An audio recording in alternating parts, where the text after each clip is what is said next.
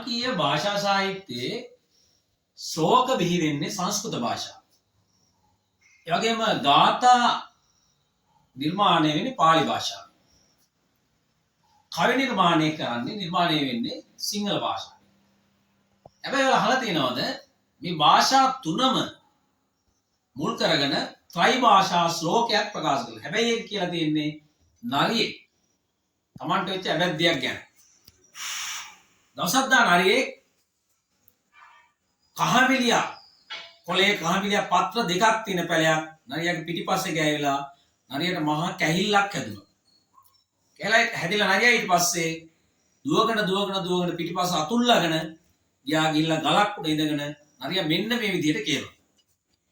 ඒක පත්‍රං විපත්‍රංච තීනි පත්‍රං මහත් බයං යන්තං හරි මලක් පිපුණොත් සබ්බ ලෝකං විනස්සති.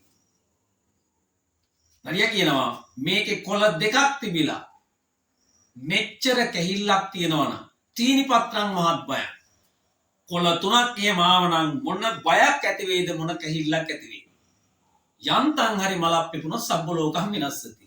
පරි වෙලාවත් මේ භයානක ගහේ මලක් එහෙම පිපුණොත් මොන කැහිල්ලක් ඇදිලා පස්සේ ඇතිල්ලිලා ලේ ගල්ලා මැරෙයි නේදෝ කියලා නරියා හිතනවා.